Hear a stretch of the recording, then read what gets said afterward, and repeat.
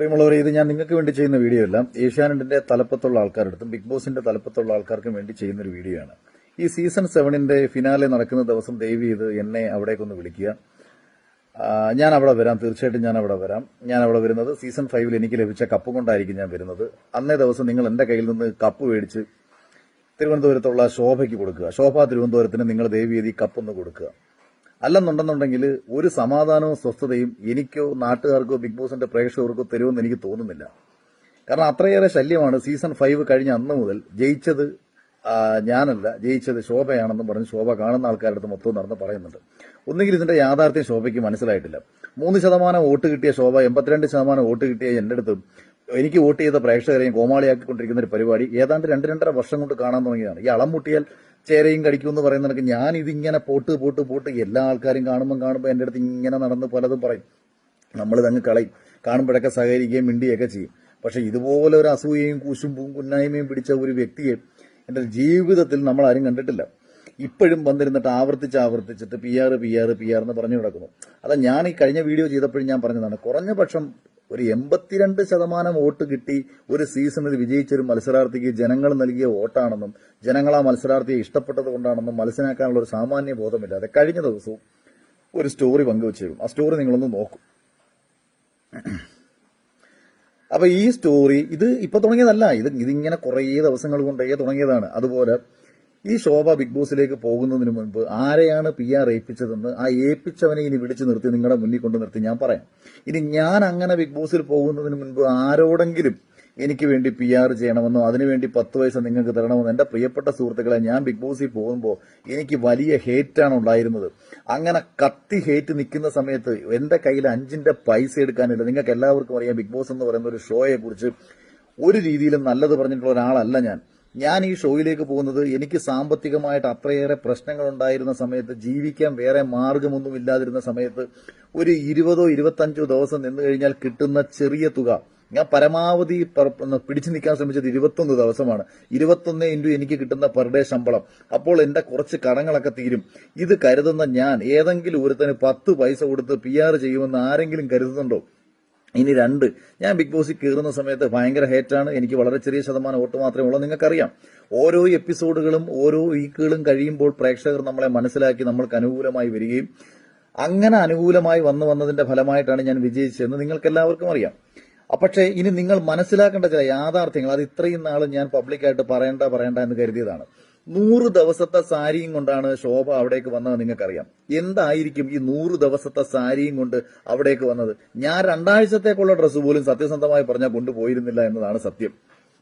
അപ്പൊ ഈ 100 ദിവസത്തെ സാരിയും കൊണ്ട് അതിനകത്തേക്ക് പോകാനുണ്ടായിരുന്ന കാരണം, അന്നത്തെ ഷോയുടെ തലപ്പത്തുണ്ടായിരുന്ന ആൾക്കാർ ഇന്നവർ ചാനലില്ല. അവർ ഈ ശോഭയ്ക്ക് നൽകിയിരുന്ന ഉറപ്പ് ഞാൻ പറഞ്ഞു. അന്ന് ഞാൻ ബിഗ് ബോസിലേക്ക് പോകുന്ന സമയത്ത് ഞാനെന്ന് പറയുന്ന ഒരാൾ അത്യാവശ്യം സോഷ്യൽ മീഡിയയിലും മറ്റുമൊക്കെ ഉണ്ട്. ഞാനൊരു ഫിലിം ഡയറക്ട് ചെയ്ത ഒരാളാണ്. ഞാനൊരു ഫിലിമിന്റെ റൈറ്ററാണ്. ഒരുപാട് ചാനൽ ചർച്ചകളിൽ ഭാഗമായിട്ടുള്ള ഒരാളാണ്. അത്യാവശ്യം ഫേസ് വാല്യൂവും അത്യാവശ്യം ഒരു സെലിബ്രിറ്റി വാല്യൂവും ഒക്കെ എന്നെ വെച്ച് താരതമ്യം ചെയ്യുമ്പോൾ ഏതോ ഒരു പഴയ ഒരു കഞ്ചാവ് കേസുമായി ബന്ധപ്പെട്ടിട്ടൊരു വാർത്ത വന്നതിനപ്പുറത്തേക്ക് ഈ ശോഭയുടെ പേരൊന്നും ഒരു കുഞ്ഞിനും അറിയത്തില്ല. ഇതൊന്നും നമുക്ക് ആരാന്നൂലും എനിക്കൊന്നും അറിയത്തില്ലായിരുന്നു. വരുമ്പോൾ എന്റെ 3 ഇരട്ടി ശമ്പളമാണ് ആക്ച്വലി ശോഭയ്ക്ക് അന്ന് ഈ പറയുന്ന ബിഗ് ബോസിൽ നിന്ന് കൊടുത്തിരുന്നത്. എന്തുകൊണ്ടാണ് അന്ന് 3 ഇരട്ടി ശമ്പളം കൊടുത്തിരുന്നതെന്ന് അന്വേഷിച്ചു പോയി കഴിഞ്ഞാൽ ഇതിനകത്തുള്ള തട്ടിപ്പും വെട്ടിപ്പോക്കെ നിങ്ങൾക്ക് മനസ്സിലാക്കാൻ പറ്റും. അതിനുള്ള കാരണങ്ങളൊക്കെ നിങ്ങൾ അന്വേഷിച്ചു. അതായത് ബിഗ് ബോസിലെ സെലിബ്രിറ്റി പ്രൊഫൈൽ ഉണ്ടായിരുന്ന ശ്രുതി ലക്ഷ്മി ഒരു സിനിമയിൽ ദിലീപേട്ടന്റെ നായികയായിരുന്നു. ഒരുപാട് സീരിയലുകളിൽ നായികയായിരുന്നു. ശ്രുതി ലക്ഷ്മിക്ക് ലഭിച്ച ശമ്പളത്തെക്കാട്ടിയും 1000-2000 രൂപ മാത്രം വ്യത്യാസം. അതിന്റെ അതായത് ശോഭയ്ക്ക് ലഭിച്ച ശമ്പളത്തിന്റെ പകുതി ശമ്പളം പോലും മനീഷ ചേച്ചിക്ക് കൊടുത്തിരുന്നില്ല. മനീഷ ചേച്ചി എന്ന് പറയുന്നത് അറിയപ്പെടുന്ന ഒരു സിംഗറായിരുന്നു. അവരറിയപ്പെടുന്ന ഒരു ആർട്ടിസ്റ്റ് ആയിരുന്നു. അവർക്ക് പോലും ഈ ശോഭയ്ക്ക് കൊടുത്ത ശമ്പളത്തിന്റെ പകുതി കൊടുത്തിരുന്നില്ല. അപ്പൊ എവിടെ നിന്നാണ് ഈ ധൈര്യം 100 ദിവസത്തെ സാരിയും കൊണ്ടുപോകാനുള്ള ധൈര്യം കിട്ടിയതെന്നും, എവിടെ നിന്നാണ് ഈ ശമ്പളം ഇത്രയും കിട്ടിയതെന്നും, എന്ത് കാരണത്താലാണ് ഈ ശമ്പളം ഇത്രയും കിട്ടിയതെന്നും പോയി അന്വേഷിച്ച് മനസ്സിലാക്കാൻ ആഗ്രഹിക്കുന്ന ആൾക്കാർക്ക് പോയി അന്വേഷിച്ചാൽ ചാനലിനുള്ളിൽ നിന്ന് തന്നെ പലരും പറഞ്ഞുതരും. ഇനി ഏത് രീതിയിലാണ് ശോഭയെ അന്നത്തെ സമയത്ത് ഷോയിൽ ഇവർ സഹായിച്ചതെന്ന് പറയാം. എപ്പിസോഡുകളിൽ പലപ്പോഴും ശോഭയ്ക്കായിരുന്നു പ്രാധാന്യം കൊടുത്തിരുന്നതെന്ന് അന്ന് എപ്പിസോഡ് കണ്ട പല ആൾക്കാർക്കും അറിയാവുന്ന ഒരു യാഥാർത്ഥ്യമാണ്. എന്റെ പല കാര്യങ്ങളും ലൈവിലുണ്ടായിരുന്ന നല്ല പല മൊമെന്റുകളും എപ്പിസോഡിലില്ല. ഈ ബിഗ് ബോസിൽ അന്നൊരു ടാസ്ക് ഉണ്ടായിരുന്നു. അതായത് തുടക്കത്തിൽ ലൈഫ് സ്റ്റോറി പറയുന്ന ഒരു ടാസ്ക് ഉണ്ടായിരുന്നു. അപ്പൊ ഈ ലൈഫ് സ്റ്റോറി പറയുന്ന ടാസ്കിൽ ഒരു രീതിയിലും ആ ലൈഫ് സ്റ്റോറി പ്രോപ്പറായിട്ട് പറയാതെ ആൾക്കാരെ വെറുപ്പിച്ച ഒരു മത്സരാർത്ഥിയായിരുന്നു ശോഭ. അതുകൊണ്ട് തന്നെ ആവർത്തിച്ച് ക്യാമറയുടെ ഫ്രണ്ടിൽ പോയി കിടന്നിട്ട് എന്റെ ലൈഫ് സ്റ്റോറി എനിക്ക് പറയാൻ പറ്റിയില്ല, എനിക്ക് എന്റെ ലൈഫ് സ്റ്റോറി പറയാൻ പറ്റിയില്ല, എനിക്ക് ഗോവയിൽ പോയ കഥ പറയാൻ പറ്റിയില്ല, എനിക്ക് കുട്ടികളെ രക്ഷിച്ച കഥ പറയാൻ പറ്റിയില്ല, എനിക്ക് അങ്ങനെ ആദിവാസികളെ സഹായിക്കാൻ പോയ കഥ, ആദിവാസികളെ സഹായിക്കാൻ പോയ കഥയൊക്കെ തന്നെയാരാമോ പറഞ്ഞു. പക്ഷെ എന്തായാലും ഈ കഥയൊന്നും പറയാൻ പറ്റിയില്ല എന്നൊക്കെ പറഞ്ഞ് ഇങ്ങനെ ആവർത്തിച്ച് പരാതി പറഞ്ഞപ്പോൾ ഈ ശോഭയുടെ രക്ഷകനായിട്ട് ഈ ചാനലിന്റെ തലപ്പത്തുണ്ടായിരുന്ന ഒരാൾ അവിടെ നിന്ന് തീരുമാനിച്ചു ലൈഫ് ഗ്രാഫ് എന്ന് പറയുന്ന ഒരു ടാസ്ക് കൊണ്ടുവന്നു. സത്യത്തിൽ ഞങ്ങളുടെ സീസണിലെ ഏറ്റവും ബോറനും ഏറ്റവും കൂറയുമായ ഒരു ടാസ്ക്. 5.5-6 മണിക്കൂറാണ് ശോഭയ്ക്ക് വേണ്ടിയിട്ട് ഒരു ടാസ്ക് ഇവർ ഒരുക്കി കൊടുക്കുന്നത്. ആ ടാസ്കിലാണ് പാവാനിയം ഇതും പോയി വീണതെന്നത് മറ്റൊരു പരമമായ യാഥാർത്ഥ്യം.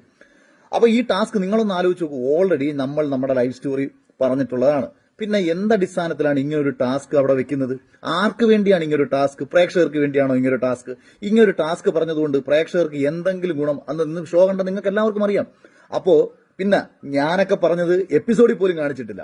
എന്റെ ലൈഫ് സ്റ്റോറി, എന്റെ ഈ പറയുന്ന ആ പർട്ടിക്കുലർ ടാസ്ക് എന്ന് പറയുന്നത് എപ്പിസോഡിൽ പോലും കാണിച്ചില്ല. അത് ഏഷ്യാനെറ്റിന്റെ പ്ലസ് ബിഗ് ബോസ് പ്ലസ്സിലാണ് കാണിച്ചതെന്നൊക്കെ പിന്നീട് പ്രേക്ഷകർ പറഞ്ഞു. അപ്പോൾ ഒരു മത്സരാർത്ഥിക്ക് വേണ്ടിയിട്ട് ഒരു ടാസ്ക് തന്നെ ഇവർ അവിടെ പോയിരുന്നു തീരുമാനിക്കുകയാണ്. കാരണം ഈ കഥ കേട്ടിട്ട് ഈ ഗോവയിൽ പോയി കുട്ടികളെ രക്ഷിച്ച കഥയും മറ്റേ കഥകളും മറിച്ച കഥകളൊക്കെ കേട്ട് പ്രേക്ഷകർക്ക് അനുകൂല അന്തരീക്ഷം ഉണ്ടായി വോട്ട് കിട്ടണമല്ലോ. കാര്യം 63ാമത്തെ ദിവസമാണ് സാഗർ എവിക്റ്റായി പോകുന്നത്. 63ാമത്തെ ദിവസം റെഡ് സോണിൽ നിൽക്കുന്ന 2 മത്സരാർത്ഥികൾ സാഗറും ശോഭയുമാണ്. ഇവർ തമ്മിലുള്ള വോട്ടിന്റെ വേരിയേഷൻ വളരെ കുറവാണ്. അപ്പം സാഗർ ഈ നേരിയ വേരിയേഷന്റെ പേരിലാണ് സാഗർ എവിക്റ്റായി പോയത്. അല്ലെങ്കിൽ തൊട്ട് മേളിൽ നിൽക്കുകയാണ് ശോഭ എവിക്റ്റായി പോകേണ്ടത്. അപ്പൊ 63ാമത്തെ ദിവസം തന്നെ വോട്ട് തീരെ ഇല്ലാതെ ജനങ്ങളുടെ വെറുപ്പ് മുഴുവൻ പിടിച്ചു പറ്റിയ ഒരു മത്സരാർത്ഥി. ഈ മത്സരാർത്ഥിയെ അവിടെ നിലനിർത്താൻ വേണ്ടിയിട്ട് തൊട്ടടുത്ത വീക്കിൽ ഇങ്ങനെ ഒരു ടാസ്ക് കൊടുത്ത് ഇവിടെ നിലനിർത്താൻ വേണ്ടിയിട്ട് ഇവർ ശ്രമിക്കുകയാണ്. അങ്ങനെ ഈ പറയുന്ന ഇതെല്ലാം കൊടുത്തിട്ടും ആ ടാസ്കും കുളവാക്കി. കാര്യം 5.5-6 മണിക്കൂർ കഥ പറഞ്ഞ് പ്രേക്ഷകരെയും ഹൗസിലിരുന്ന ഞങ്ങളെയും ഭ്രാന്ത് പിടിപ്പിച്ചു. ആ ഷോ ക്യാമറയ്ക്ക് പിന്നിലുന്ന ആൾക്കാർക്ക് അതിനെക്കാട്ടി ഭ്രാന്ത് പിടിച്ചു. ഇതെല്ലാം പ്രേക്ഷകർ സഹിച്ചു. അത് കഴിഞ്ഞിട്ട് റിനോഷിനാണോ എനിക്ക് തോന്നുന്നത് ഞാൻ കഴിഞ്ഞാൽ ഏറ്റവും കൂടുതൽ ബിഗ് ബോസിൽ അന്ന് ഉണ്ടായിരുന്ന ഒരു മത്സരാർത്ഥി. അപ്പൊ റിനോഷിന് യഥാർത്ഥത്തിൽ ഹെർപെക്സ് എന്ന് പറയുന്ന ഒരു അസുഖം വന്നു. ഇന്ന് ഞാൻ ആലോചിക്കുമ്പോൾ റിനോഷ് പുറത്തായത് പോലും ഒരു അനീതിയായിരുന്നു എന്ന് ഞാൻ ഇപ്പോൾ ചിന്തിക്കുകയാണ്. കാരണം റിനോഷിനെ അസുഖത്തിന്റെ പേരിൽ പുറത്താക്കിയതാണോ അതോ റിനോഷിന് വന്ന അസുഖം മുതലെടുത്തുകൊണ്ട് ഈ മത്സരാർത്ഥിയെ നിലനിർത്താൻ വേണ്ടിയിട്ട് മറ്റേ ആളവിടെ നിൽപ്പുണ്ടല്ലോ, അയാള് ഈ ശോഭയ്ക്ക് വേണ്ടിയിട്ട് ചെയ്ത പണിയാണോ എന്ന് പോലും എനിക്ക് സംശയിക്കേണ്ട. കാരണം റിനോഷിന് വന്നത് ഹെർപെക്സ് എന്ന് പറയുന്ന അസുഖമാണ്. ഹെർപെക്സ് എന്ന് പറഞ്ഞാൽ ചിക്കൻ ബോക്സ് വന്നതിന് ശേഷം രണ്ടാമത് നമുക്ക് വരുന്നതാണ്. ബേസിക്കലി ഇത് പടരുന്ന ഒരു രോഗമല്ല. കാരണം എനിക്കൊക്കെ ഇത് വന്നിട്ടുണ്ട്. എനിക്ക് പണ്ട് ചിക്കൻ ബോക്സ് വരികയും രണ്ടാമത് ഹെർപെക്സ് വരികയും ചെയ്തിട്ടുണ്ട്. അപ്പൊ ഇത് പകരുന്ന കാര്യമല്ല. മാത്രമല്ല ഇത് അത്ര അതിഭീകരമായിട്ടുള്ള പ്രശ്നം ഉണ്ടാക്കുന്ന രോഗവുമല്ല ഹെർപെക്സ്. മെഡിക്കൽ കാര്യങ്ങളെ കുറിച്ച് അറിയുന്ന ആൾക്കാർക്ക് അറിയാം. അതുകൊണ്ട് തന്നെ റിനോഷിനെ ഒരാഴ്ചയോ അതിൽ കൂടുതലോ ഒന്നും ഹൗസിൽ നിന്ന് മാറ്റി നിർത്തേണ്ട കാര്യമൊന്നും ഉണ്ടായിരുന്നില്ല. അപ്പൊ എന്തിനായിരിക്കാം അന്ന് റിനോഷിനെ അങ്ങനെ മാറ്റി നിർത്തിയത്? കാരണം റിനോഷ് എന്ന് പറയുന്ന ഒരു മത്സരാർത്ഥി പോയി കഴിഞ്ഞാൽ റിനോഷുമായിട്ട് ആ സമയത്ത് സൗഹൃദത്തിലുണ്ടായിരുന്ന ശോഭയ്ക്ക് റിനോഷ് എവിക്റ്റ് ആയി കഴിഞ്ഞാൽ ഈ റിനോഷിന് അത്രയും നാളും ചെയ്തുകൊണ്ടിരുന്ന വോട്ട് ശോഭയ്ക്ക് തന്നെ കിട്ടും. കാരണം ഒരിക്കലും ഈ വോട്ട് എന്നിലേക്ക് വരില്ല. കാര്യം ഞാനും റിനോഷും തമ്മിൽ വലിയ ഫൈറ്റ് അന്ന് ബിഗ് ബോസിനുള്ളിൽ നടന്നുകൊണ്ടിരിക്കുകയാണ്. പലവിധ കാരണങ്ങളാൽ അഭിപ്രായ വ്യത്യാസങ്ങൾ നടന്നുകൊണ്ടിരിക്കുകയാണ്. പിന്നെ രണ്ടാമത് അനിയൻ മിഥുന്റെ പുറത്താകൽ പോലും വോട്ടടിസ്ഥാനത്തിൽ പുറത്തായതാണോ എന്ന് ഞാൻ സംശയിക്കുന്നതും ഈ ഒരു കാര്യത്തിൽ കൊണ്ടാണ്. കാരണം മിഥുൻ നെഗറ്റീവ് പറഞ്ഞു, പക്ഷേ മിഥുനെ ഇഷ്ടപ്പെടുന്ന വലിയ വിഭാഗം അതുവരെയും മിഥുൻ വോട്ട് ചെയ്തുകൊണ്ടിരുന്നതാണ്. മിഥുനൊരു കള്ളം പറഞ്ഞു, ആ കള്ളം തരത്തിലൂടെ കുറെ നെഗറ്റിവിറ്റി കിട്ടി. പക്ഷെ ഈ 2 മത്സരാർത്ഥികളും ഫിനാലെ 5ലേക്ക് ഇല്ല എന്ന് കണ്ട ഘട്ടം കൊണ്ട് മാത്രമാണ് ഈ പറഞ്ഞ ഈ പർട്ടിക്കുലർ ശോഭയ്ക്ക് ഫിനാലയിലേക്ക് എത്താനുള്ള ഈശ്വരാനുഗ്രഹം പോലും ഭാഗ്യം പോലും ലഭിച്ചത്. പിന്നെ ഇനി മറ്റൊരു കാര്യം കൂടി, നമ്മുടെ ടാസ്ക് ഉണ്ടായിരുന്നല്ലോ, ഈ ഫാമിലി വീക്കിലെ ടാസ്കിൽ ശോഭയുടെ ഫാമിലിയിൽ നിന്ന് ആരും വരില്ല എന്നൊരു ഡിസിഷനാണ് ഇവർക്ക് ആദ്യം ലഭിക്കുന്നത്. ശോഭയുടെ ഫാമിലി വരുന്നില്ലെങ്കിൽ ഫാമിലി വീക്കേ വേണ്ട എന്നൊരു തീരുമാനമാണ് ഇവർ എടുക്കുന്നത്. കാരണം എന്താ, എനിക്ക് ഭാര്യയും മക്കളും ഉണ്ട്. സ്വാഭാവികമായിട്ടും ഭാര്യയും മക്കളും ബിഗ് ബോസ് ഹൗസിലേക്ക് വന്നാൽ അത് എനിക്ക് അനുകൂലമായിട്ട് മാറുമെന്ന സാധ്യത മുൻകൂട്ടി കണ്ട ഇവർ ഈ ഒരു ടാസ്ക് വേണ്ട എന്നൊരു തീരുമാനമെടുത്തപ്പോൾ എൻഡമോൾ ഷൈൻ്റെ ആൾക്കാരാണ് ഇങ്ങനൊരു ടാസ്ക് ബിഗ് ബോസിൽ ഏറ്റവും മികച്ച ടാസ്കുകളിൽ ഒന്നാണ്, ഇമോഷണലി നല്ല ഭംഗിയുള്ള ടാസ്കാണെന്നൊക്കെ പറഞ്ഞ് നിർബന്ധപൂർവ്വം ചെയ്തപ്പോഴാണ് ശോഭയുടെ ഫാമിലി വരാൻ വേണ്ടിയിട്ട് ശോഭയുടെ കൂട്ടുകാരിയും കൂടി ഉള്ളിലേക്ക് കയറ്റാം എന്നൊരു ഉറപ്പിന്റെ പേരിലാണ് അന്ന് ഈ ഒരു ടാസ്ക് പോലും നടത്തിയത്. അപ്പൊ ഹൗസിനുള്ളിൽ പുറത്ത് PR കൊടുത്തിട്ട് പോയ ശോഭ അന്ന് നമ്മുടെ ഹൗസിൽ ഒരു ടാസ്ക് ഉണ്ടായിരുന്നു. ലാലേട്ടൻ ചോദിച്ചു ആർക്കാണ് പുറത്ത് PR ഉണ്ടായിരുന്നത്. വൈൽഡ് കാർഡായിട്ട് വന്ന ആൾക്കാർ ഉൾപ്പെടെ ശോഭയുടെ ഹൗസിലെ പ്രിയപ്പെട്ട വ്യക്തിത്വങ്ങളായിട്ടുള്ള ആൾക്കാർ ഉൾപ്പെടെ അന്ന് ശോഭയുടെ പേരാണ് പറഞ്ഞത്.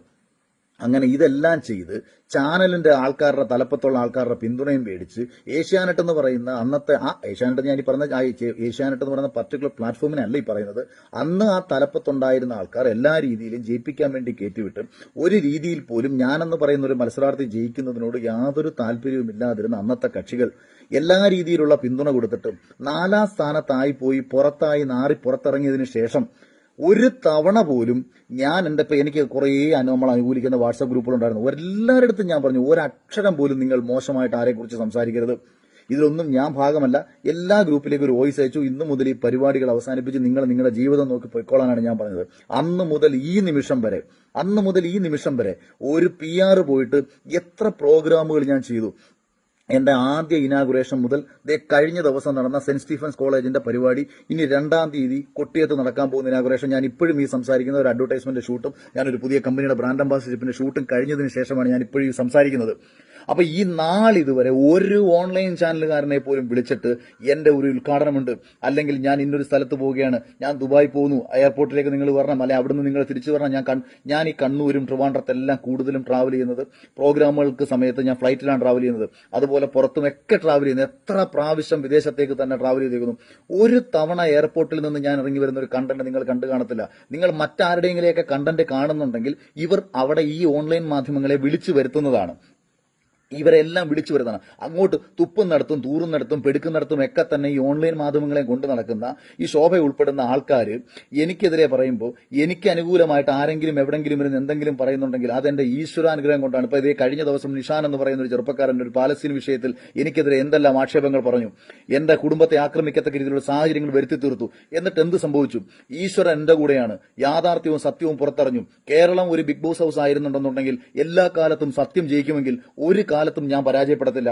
കാര്യം സത്യത്തും വിട്ട് ഞാൻ ഒന്നും ചെയ്തിട്ടില്ല. ഞാൻ ആരെയും പറ്റിക്കാൻ ശ്രമിച്ചിട്ടില്ല, ഞാൻ ആരെയും ചതിക്കാൻ ശ്രമിച്ചിട്ടില്ല. നാളിതുവരെ ഒരു മനുഷ്യനും ദ്രോഹമുണ്ടാക്കുന്ന ഒരു പ്രവൃത്തിയും ഞാൻ ചെയ്തിട്ടില്ല. അതുകൊണ്ട് തന്നെയാണ് ഈശ്വരൻ എന്നെ മുന്നോട്ട് തന്നെ നയിക്കുന്നത്. ആരൊക്കെ എന്നെ എവിടെന്നൊക്കെ ഉപദ്രവിക്കാൻ ശ്രമിച്ചോ, ഹൗസിനുള്ളിലായാലും പുറത്തായാലും, ഇവരെല്ലാം നശിച്ച ചരിത്രം ഉണ്ടായിട്ടുള്ളത് സത്യത്തിന്റെ ശക്തി കൊണ്ടാണെന്നും എനിക്കൊരു ഈശ്വരാനുഗ്രഹം ഉണ്ടായതുകൊണ്ടാണെന്നും വിശ്വസിക്കുന്ന ഒരാളാണ് ഞാൻ. അതുകൊണ്ട് ശോഭയോട് ഇനിയും ഞാൻ പറയുന്നു, എന്റെ സക്സസ് കണ്ടിട്ടോ എന്റെ നേട്ടം കണ്ടിട്ടോ അസൂയപ്പെട്ടിട്ടും ഭ്രാന്തെടുത്ത് പല ആൾക്കാർക്ക് കുറ്റപ്പെടുത്തിയും ആക്ഷേപിച്ചും പരിഹസിച്ചും ഇങ്ങനെ നടക്കാതെ അവനവന്റെ കാര്യം നോക്കി ജീവിതത്തിൽ എന്തെങ്കിലും നേടിയെടുക്കാൻ നോക്ക്. ഒരു നല്ലൊരു അച്ഛനും അമ്മയും ഉണ്ട്, അവരെ തിരിഞ്ഞു നോക്ക്, അവർക്ക് വേണ്ടി എന്തെങ്കിലുമൊക്കെ ഒന്ന് ചെയ്യുക. സ്വന്തം മുന്നോട്ട് പോകുന്ന രീതി കാര്യങ്ങൾ അവനവന് വേണ്ട കാര്യങ്ങൾ എന്തെങ്കിലുമൊക്കെ ചെയ്യാൻ ശ്രമിക്കുക. മറ്റൊരാളുടെ ജീവിതത്തെക്കുറിച്ച് ആലോചിച്ച് ടെൻഷൻ അടിക്കാതിരിക്കുക, മറ്റൊരാളെ ആക്ഷേപിച്ച് ജീവിതം തീർക്കാതിരിക്കുക. ഇതിൽ കൂടുതലൊന്നും എനിക്ക് ശോഭയോട് പറയാനില്ല. ഇങ്ങനെ ആവർത്തിച്ച് ബിഗ് ബോസ് സീസൺ 5 കപ്പ് എനിക്ക് കിട്ടിയത് അനർഹമാണെന്ന് പറഞ്ഞാൽ എന്നെ അനുകൂലിച്ച് വോട്ട് ചെയ്ത പാവപ്പെട്ട പ്രേക്ഷകരോട്, എന്നെ അനുകൂലിച്ച സാധാരണ മനുഷ്യരോട്, എനിക്ക് വേണ്ടി വാദിച്ച സാധാരണ ജനങ്ങളോട് കാണിക്കുന്ന അനീതിയാണ്, ആ ഷോയോട് കാണിക്കുന്ന നീതികേടാണ്. ബിഗ് ബോസിന്റെ അണിയർ പ്രവർത്തകർ ആത്മാർത്ഥമായി പണിയെടുക്കുന്ന കുറെ മനുഷ്യരോട് കാണിക്കുന്ന അനീതിയാണെന്നെങ്കിലും കുറഞ്ഞ പക്ഷം മനസ്സിലാക്കുക. സീസൺ 5 സീസൺ 6 ജിൻഡോ ജയിച്ചെങ്കിൽ അത് ജിൻഡോയുടെ മിടുക്കാണ്. സീസൺ 7 ഇനി അനുമോളാണ് ജയിക്കാൻ പോകുന്നതെങ്കിൽ, അല്ലെങ്കിൽ ഷാനവാസ് ആണ് ജയിക്കാൻ പോകുന്നതെങ്കിൽ, അല്ലെങ്കിൽ അനീഷാണ് ജയിക്കാൻ പോകുന്നതെങ്കിൽ, അല്ലെങ്കിൽ അക്ബറാണ് ജയിക്കാൻ പോകുന്നതെങ്കിൽ, നൂറയാണ് ജയിക്കാൻ പോകുന്നതെങ്കിൽ, ഇതൊക്കെ ആ വ്യക്തിത്വങ്ങളുടെ ആ മത്സരാർത്ഥികളുടെ മിടുക്ക് കൊണ്ടും പ്രേക്ഷകർ അവർക്ക് അനുകൂലമായി നിന്നതുകൊണ്ടുമാണെന്ന് അംഗീകരിച്ച് അവരെ ആത്മാർത്ഥമായിട്ട് അഭിനന്ദിക്കാനുള്ളൊരു മനസ്സുണ്ടാവട്ടെ. ഏതെങ്കിലും മേഖലയിൽ നീ ഒന്ന് രക്ഷപ്പെടണേ എന്ന് നിന്റെ മറ്റുള്ള എല്ലാ സുഹൃത്തുക്കളെക്കാളും മറ്റുള്ള എല്ലാ സ്നേഹിതരെക്കാളും ഞാൻ ആത്മാർത്ഥമായിട്ട് ആഗ്രഹിക്കുകയാണ്. ഈ രീതിയിൽ ഒന്നുമല്ലാതെ നടക്കുന്നതിന്റെ ഫ്രസ്ട്രേഷനിൽ നിന്നുകൊണ്ട് ഇങ്ങനെ ദയവ് ചെയ്ത് മറ്റൊരാൾക്ക് വേണ്ടി സംസാരിച്ച് സമയം കളയരുത്. ഈ വീഡിയോ പോലും എനിക്ക് ചെയ്യേണ്ടി വരുന്നത് എന്നെ ഇഷ്ടപ്പെടുന്ന നിരവധി ആൾക്കാർ ഇത് ഷെയർ ചെയ്ത് തന്നിട്ട് ഇവർക്കെതിരെ എന്തെങ്കിലും ഒന്ന് ഇനിയെങ്കിലും ഒന്ന് പറഞ്ഞുകളാ എന്ന് പറഞ്ഞതിന്റെ പേരിലാണ്. അതുകൊണ്ട് ഞാൻ മത്സരിച്ചത് പ്രേക്ഷകർക്ക് വേണ്ടി മാത്രമല്ല, ഏഷ്യാനെറ്റ് ആ സമയത്ത് എനിക്കെതിരെ എടുത്ത, അല്ലെങ്കിൽ ഏഷ്യാനെറ്റിന്റെ തലപ്പത്തുള്ള ആൾക്കാർ എനിക്കെതിരെ കാണിച്ച അനീതിക്കെതിരെ കൂടി പോരാടി ജയിച്ചൊരു ജയമാണ് എന്റേത്. ഞാൻ ജയിച്ച ഫിനാലയുടെ സെലിബ്രേഷന് എന്തുകൊണ്ടാണ് അന്ന് ഏഷ്യാനെറ്റിന്റെ തലപ്പത്തുള്ള ഒരാൾ പോലും പങ്കെടുക്കാതിരുന്നത് എന്ന് ഒന്ന് പോയി അന്വേഷിക്കുക. അപ്പൊ അവർ ഒരു രീതിയിലും എന്റെ വിജയം എൻജോയ് ചെയ്തിരുന്നില്ല എന്ന് നീ മനസ്സിലാക്കുക. അപ്പൊ ഇനി ഇതിൽ കൂടുതലൊന്നും നിന്നോട് എനിക്ക് പറയാനില്ല. അതുകൊണ്ട് നീ ഇനി എന്തെങ്കിലുമൊക്കെ കാണിച്ച് നിന്റെ സമയം കളയാൻ എനിക്ക് നീ രക്ഷപ്പെടട്ടെ എന്ന് എനിക്ക് പറയാൻ പറ്റും. Thank you.